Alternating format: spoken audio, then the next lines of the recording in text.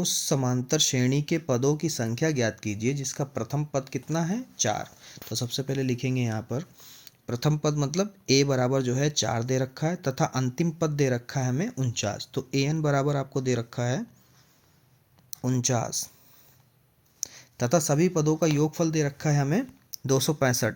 योगफल का मतलब SN बराबर दे रखा है 265। ठीक है, अब हमें निकालना है सभी पदों की संख्या यानी n बराबर। तो इसके लिए एक छोटा सा सूत्र होता है आपका, वो आपको ध्यान होगा जिसने समांतर श्रेणी पढ़ी है या फिर लगाई है।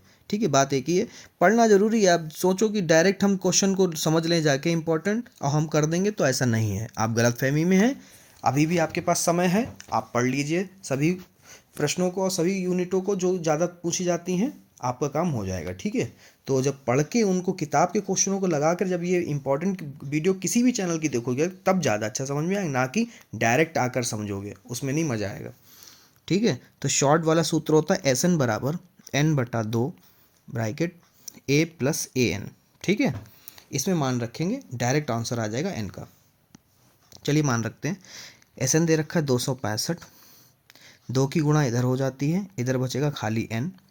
A दे रखा है आपको 4 और AN दे रखा है 49।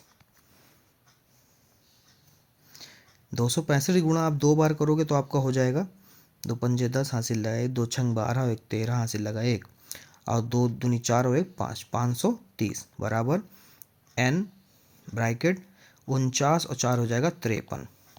ठीक है, ये गुणे में है 53, इधर आएगा बटे में हो जाएगा 530 बटे 53 बराबर N।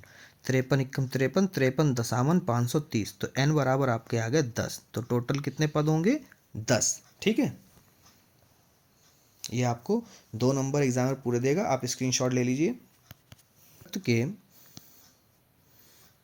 वृत्त के व्यास AB के सिरे इतने तथा इतने हैं। ठीक है, तो वृत्त की त्रिज्या का तथा केंद्र के निर्देशांक ज्ञात कीजिए। ठीक है, अब इसको कैसे लगाएंगे बहुत ध्यान से देखिएगा बच्चों।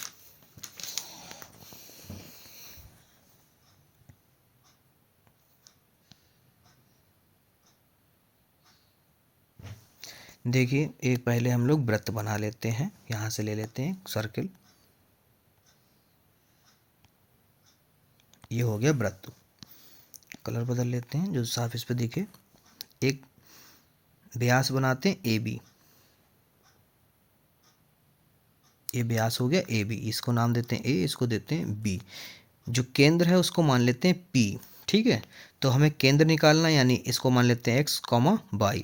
A आपको दे रखा है -2, -7 और ये दे रखा B वाला -1, ठीक है, और इसके बीच की दूरी निकालनी, यानी BP के बीच की दूरी वाला सूत्र लगाएंगे तो त्रिज्या निकल आएगा, ये है त्रिज्या।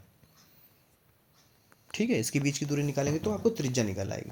चलिए पहले x और y के मान निकालते हैं। अब x और y के मान निकालने के लिए मध्य बिंदु वाला सूत्र लगाएंगे, सीधे लिखेंगे यहाँ पर x बराबर x1 प्लस x2 बटे 2।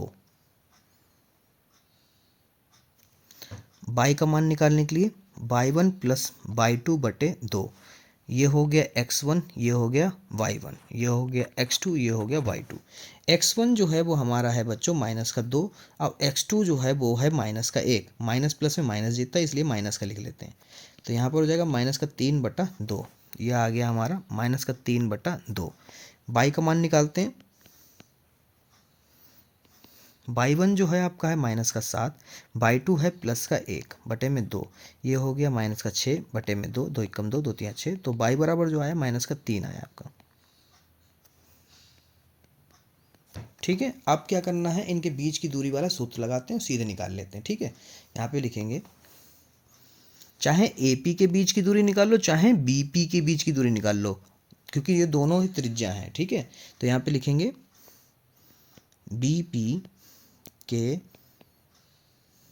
बीच की दूरी, ब्रैकेट में लिख लो त्रिज्या, यही त्रिज्या होगी। ठीक है, बराबर √x2 माइनस x1 का whole square plus y2 minus y1 का होल स्क्वायर।